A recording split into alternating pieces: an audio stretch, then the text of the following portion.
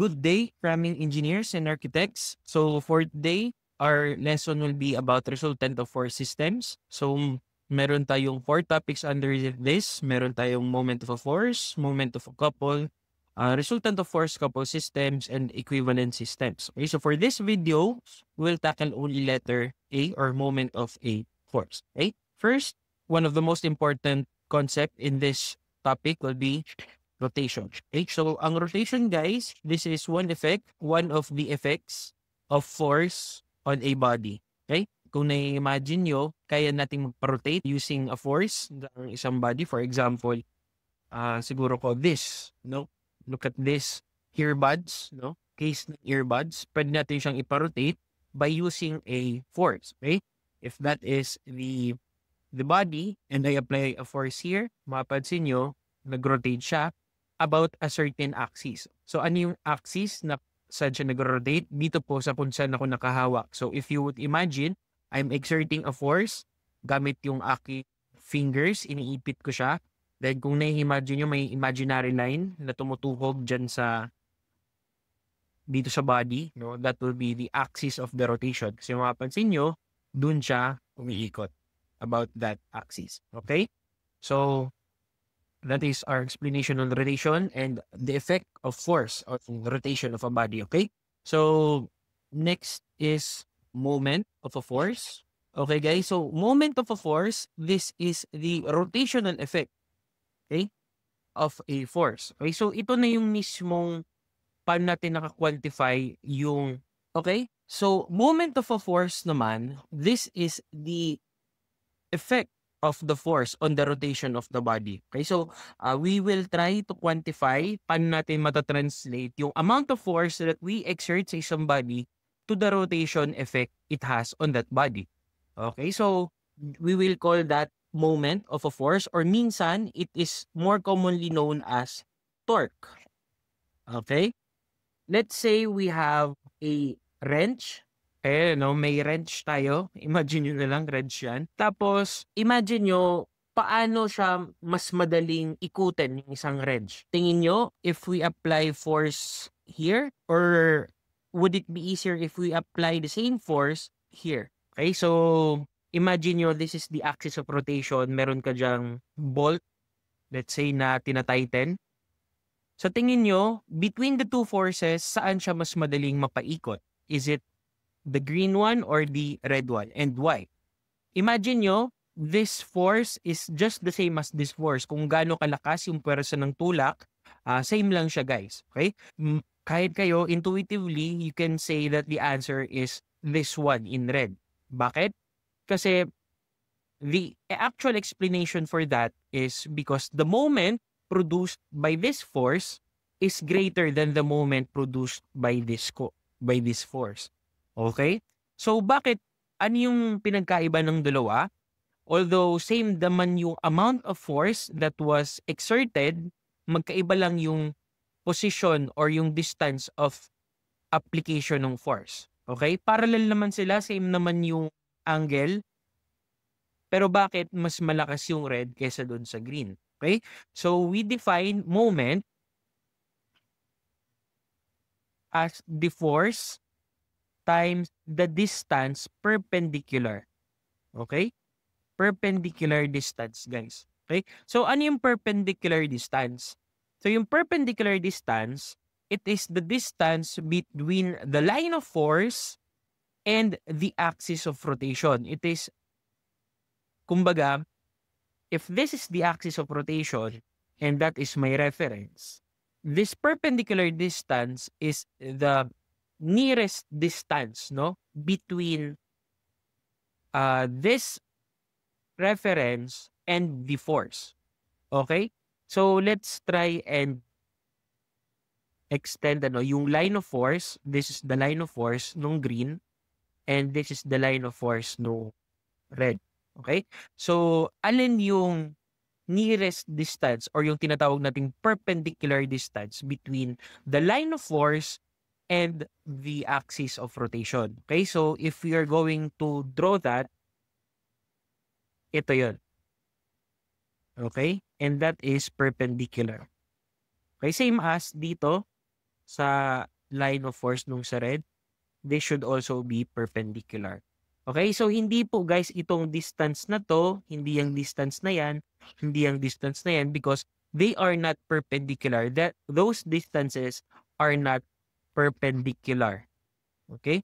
So, when we are trying to get this perpendicular distance, it should be the nearest distance between the axis of rotation and the line of action of the force. Okay? So, ito yung line of action. Kung yung line of action guys, it is defined as yung yung linyada kung nasaan yung action. Okay? So, if you were to extend that vector force, no? Hindi mo naman i-extend yung force mismo per se, but the line kung nasaan nakaturo yung force. Okay? So, that is the line of force. And the nearest distance is the perpendicular distance. No? Nearest distance between that line of action and the axis of rotation. Okay? So, let's have other examples on how we can look at this. Ano? So, again, may wrench tayo. Look at this, no? We have 3 wrenches and let's try and apply different forces to them. Okay? Okay, so let's say we have, for this first wrench, we applied a force here in that direction. And let's say for this other force, we applied a force here in that direction. And say we have another one here in that direction. Okay? So we have 3 forces, all of the same magnitude. Okay? So imagine nyo guys, same lang yung lakas ng forces na yan. So we have 3 different angles of attack. Okay? So iba yung angle kung paano in-apply yung force. Okay? So for this one, we'll try to have an idea kung ano yung napoproduce nilang moments. Okay? So this first one, the moment of that force will be, again, this force times the perpendicular distance. Okay? So katulad nung kaninang example, if we draw the line of action in black and we know that the axis of rotation will be that part. Okay? And we draw the perpendicular distance or the nearest distance from the green axis papunta dun sa line of force, we will have this. Okay? So that is the perpendicular distance. So, how about this one? The second one. How will we try and compute? Ayan, papahabain natin yan as to expose the line of action. And from this one, yung line of action niya, which extends from here, saan yung pinakamalapit na distance? What is the perpendicular distance? Okay, so the perpendicular distance will be hindi na ito. Okay? Bakit? Kasi kung titingnan nyo, this is not perpendicular anymore. Okay? So the perpendicular distance will be this distance. Okay? And kung mapapansin nyo, this distance, this perpendicular distance is a lot smaller than this one. Mas maikli. Okay? And lalo for this one, if we try to draw the line of action of the third force, we see that the line of action actually passes through the axis of rotation. Okay? So, ano yung nearest distance or yung perpendicular distance from the third force's line of action and the green axis of rotation? No? So, since they touch each other, then therefore, yung perpendicular distance nito is equal to 0. And kung that is 0, then the moment of the force becomes also 0. Okay, so kung mapapansin nyo, in this example, wala tayong moment na na-achieve. Ibig sabihin, this force won't have a rotation effect on this body. Tama?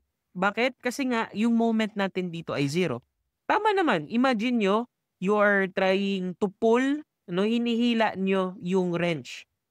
Imbis na tinutulak nyo ng paganon. Hinihila nyo. Of course, the wrench will not rotate. So ito yung sinasabi natin that the moment quantifies how much rotation the force has on the object or the body. So kahit na mag-apply tayo dyan ng force, not all of the forces has the ability to make the body rotate. Okay? Only if there is a moment caused by that force. So yung moment of force natin guys, ito na po yun, ano? It is calculated by using F times the perpendicular or perpendicular distance. Okay? And if this is force, then the unit is Newton and distance unit is meter, then torque has a unit of Newton meters. Okay? So tandaan po yon. And also, tandaan nyo, since this is a vector, the distance is not, the moment is also a vector, and therefore, the moment has a direction. So let's study yung direction ng moment. The moment or the torque follows the right-hand rule. So imagine, pareho to guys, no? Parehas to right hand, nagka-flip lang. Okay, so ang convention natin sa rotation, positive if counterclockwise and negative if clockwise. Tandaan? Okay, so for our convention guys, positive if counterclockwise yung ating rotation or ganyan yung itsura. And negative naman kapag tayo ay clockwise. Okay? And also, alam niyo yung dot and cross na notation. If for example, we're looking at a top view, ano? Kapag for example, papunta sa inyo or yes, kapag papunta sa inyo, ang isang vector, the direction is towards you, ibig sabihin siya ay isang dot. Okay? Kapag papunta naman palayo sa inyo pala, that will be a X. So imagine nyo meron tayong arrow and ito yung kanyang puwet. So imagine nyo, if this arrow is pointed towards you, ang makita nyo is yung tip, which is this one, which is towards you. Pero kapag yung arrow ay palayo sa inyo, ang makita nyo is yung puwet or yung X. Okay? So let those be your forever conventions. Okay?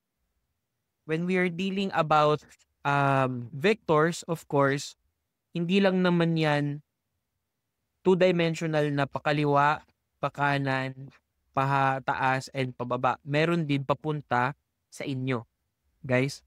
And meron din papunta sa palayo sa inyo. Kapag papunta sa inyo, it can be represented by this dot. And kapag palayo sa inyo, it can be represented by this X or cross. Okay? Okay, so imagine that we have an axis of rotation here, a dot, no? So regardless kung papunta sa inyo or palabas, and also we have a force here. So how do we use the right-hand rule to determine the direction of the moment? Okay, so simple lang yun guys. If you have, if you could use your right hand, you please use 4 fingers, no? Imagine nyo, naka-thumbs up kayo, but extend your 4 fingers so that open yung palms ninyo. So use your 4 fingers to point to the direction of the force. Okay? And at the same time, your palm should be facing the axis of rotation. Okay? So paano natin gagamitin? Ito. Ito yung right hand. Kung na-imagine nyo, teka lang hindi ko ma-rotate. Hindi siya ma-rotate guys. Pero imagine nyo na lang na nakaturo itong fingers na to doon. And also, the palm is facing yung ating axis of rotation. Okay? And if i-curl natin itong fingers natin, it will look something like this. No? Pag i-curl natin ito, kung isara mo ito, it will have this rotation. Okay?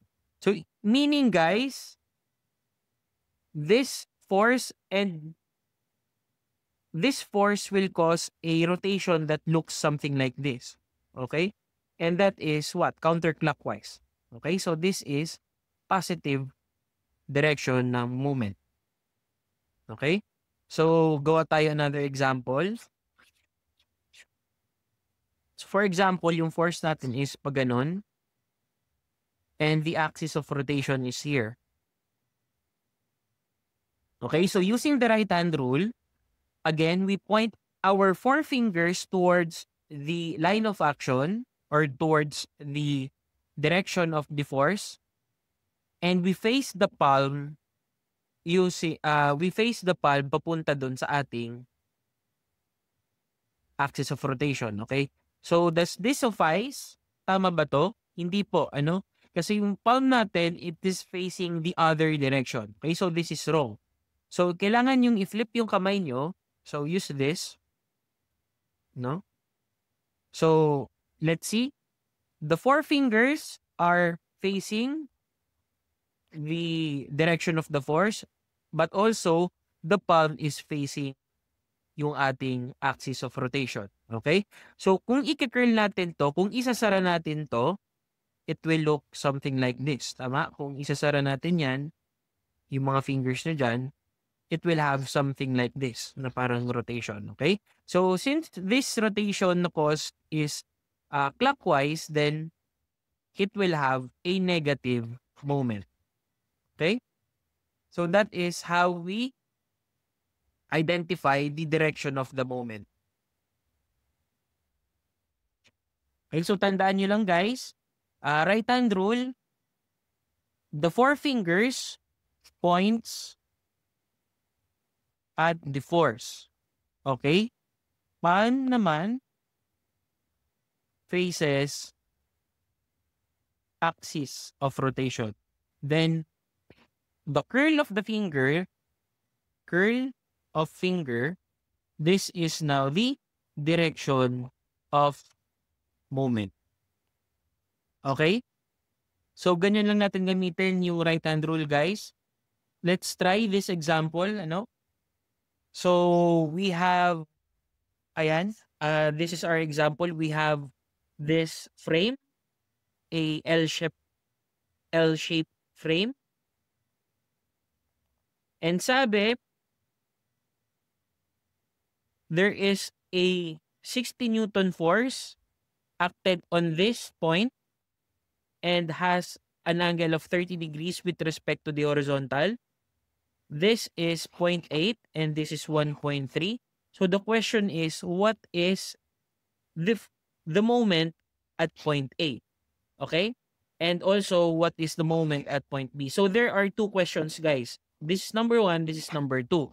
Anong meaning kapag tinatanong is moment at point A? Tinatanong, guys, is if, kunwari, yung yung axis of rotation natin is this point, letter A. Yan yung tinatanong sa MA. And yung second question is, what if naman yung axis of rotation is si point B? Okay? Okay, so paano natin may imagine yon? Una, sige, point A.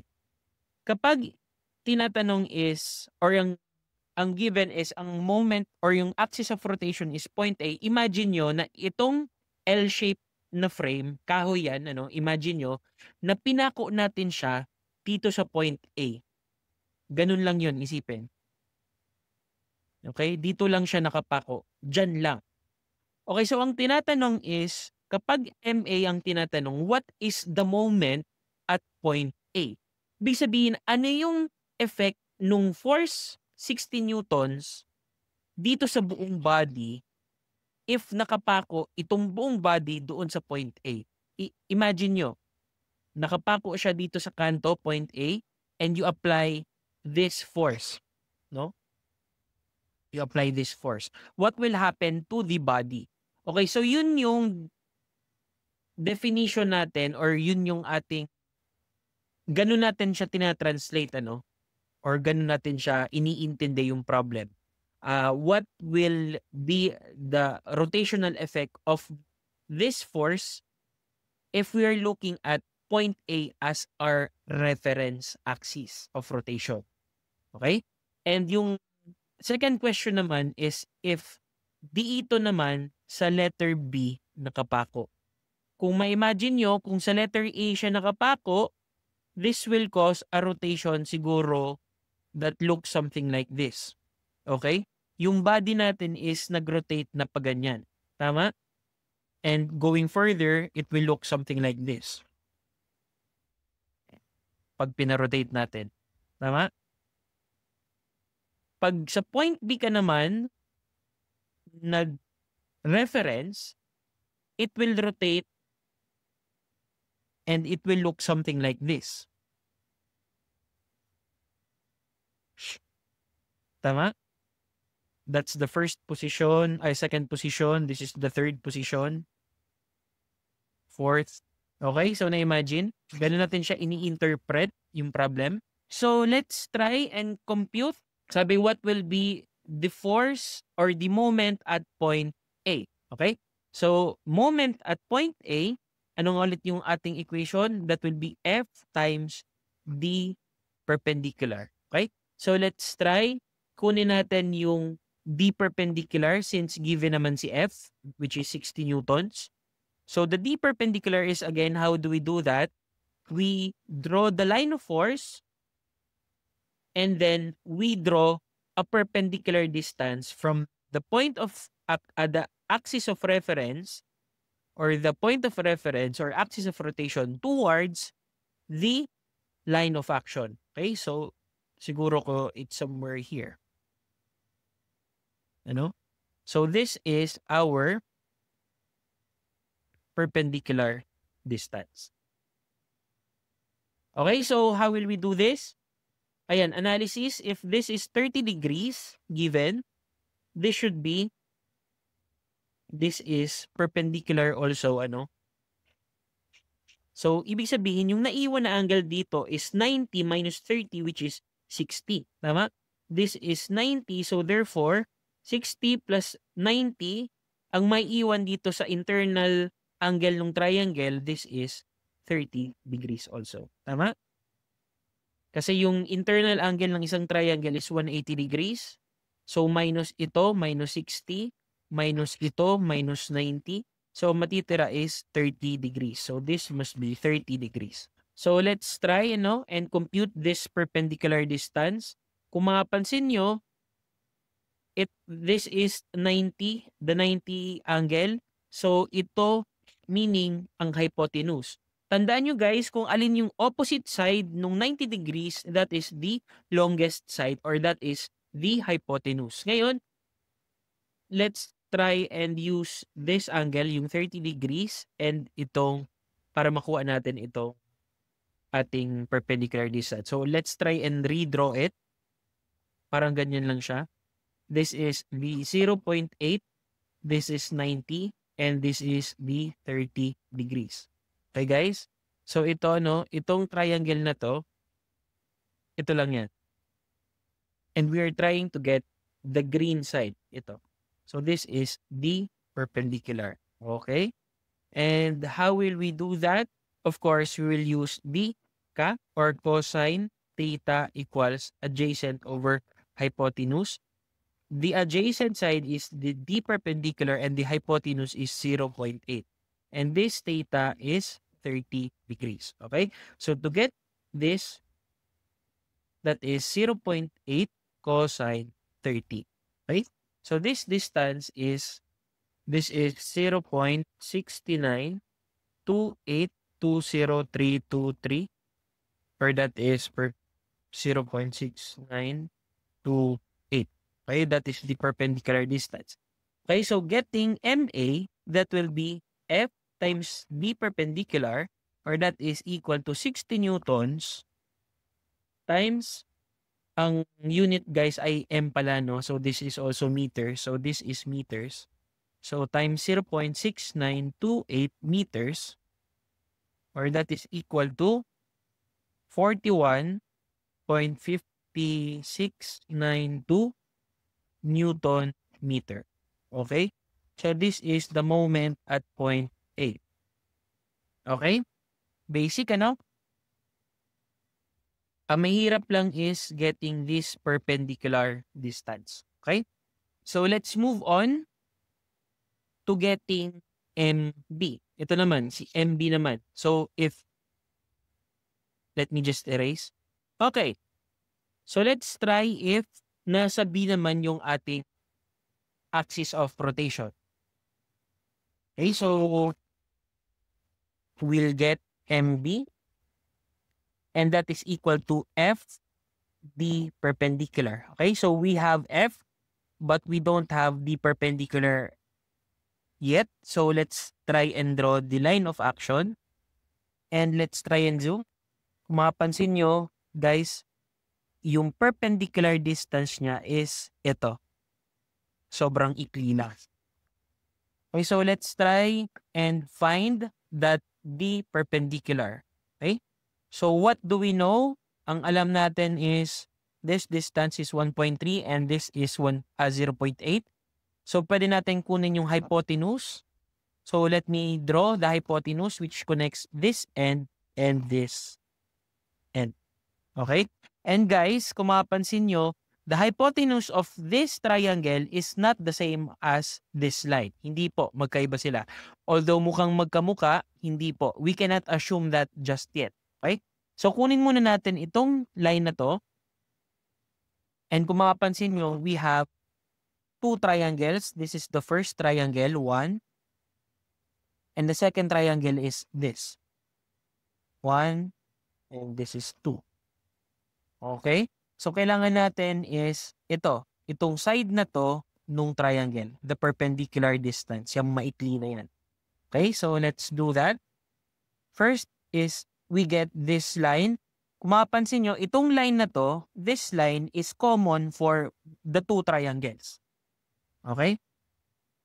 So, we can compute that using the Pythagorean theorem since this is just a right triangle. So, let's name that h as hypotenuse. Okay, so h is 0.8 squared plus 1.3 squared and getting the root of that. So, this is 1.5264.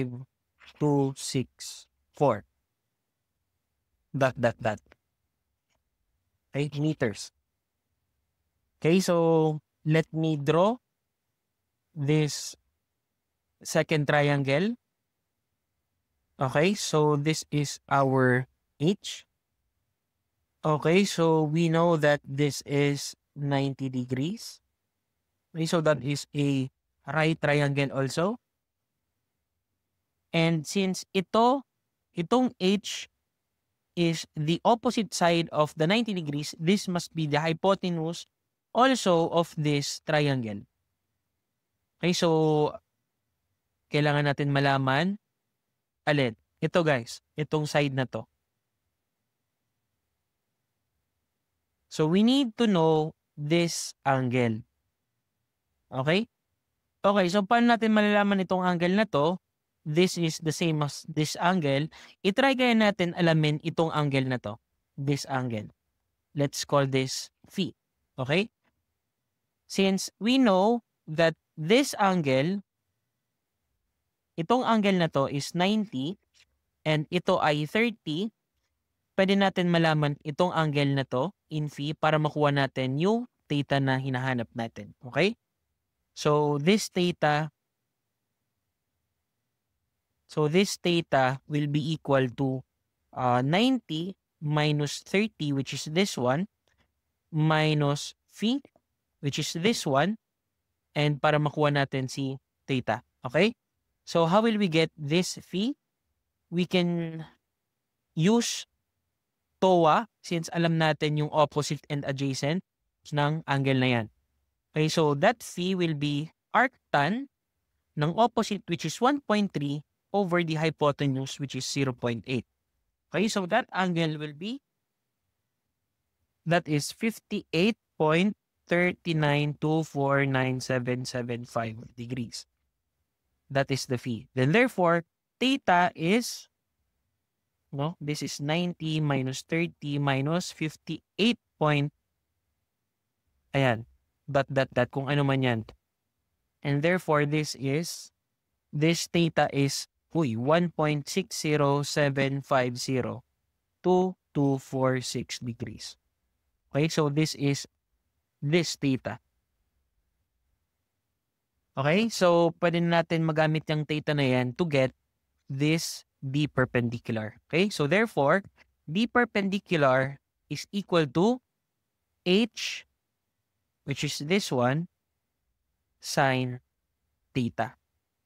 Okay, So that is 1.5264 dot dot dot sine angle 1.60750 dot. So this perpendicular distance is equal to 0.04282032303 meters.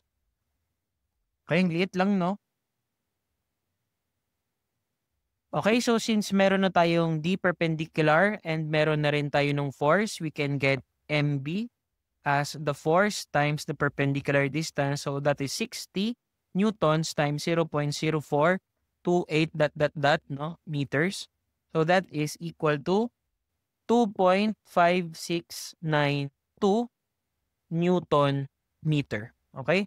So that is the moment at point B. Okay? So madali lang ba? Madali lang sana kasi madali lang naman yung formula, pero mahirap is yung analysis niya. Tama? Yung pagkuha ng theta, pagkuha ng perpendicular distance and all, no? So medyo complicated siya. But good thing is there is an easier way to do this. Okay? Let's save this, and we'll have another technique on how we do this. Let me just erase. Okay, the second technique that we will use is what we call Varignon's theorem. Okay, so anong sinasabi ni Varignon's theorem? Okay, so ang sinasabi ni Varignon's theorem is that the moment of a force about a certain point is equivalent to the sum of moments of the force's components about the point. Okay? So, ibig sabihin guys, ito, tinatry natin i-compute yung moment at point B. And we know that to get that moment at point B, kailangan natin si force and si perpendicular distance. Okay? So, this force times this perpendicular distance. Okay? Ang sinasabi, that is the moment of the force, of this force. Pero ang sinasabi that this moment is just equal to what? This FB perpendicular is equivalent to the sum of moments of the forces components. Okay? So, ibig sabihin guys, kunin natin yung components nitong force na to. Okay? And kapag kinuha natin yung components nitong force na to, we have this one, we have this Fx, and we have this Fy. Tama? And sabi, itong forces components, itong Fx and Fy, meron siyang napoproduce na moment about this point. Tama? And kung i-imagine nyo, let's extend the line of force, madali na lang natin makukuha yung perpendicular distance. Tama?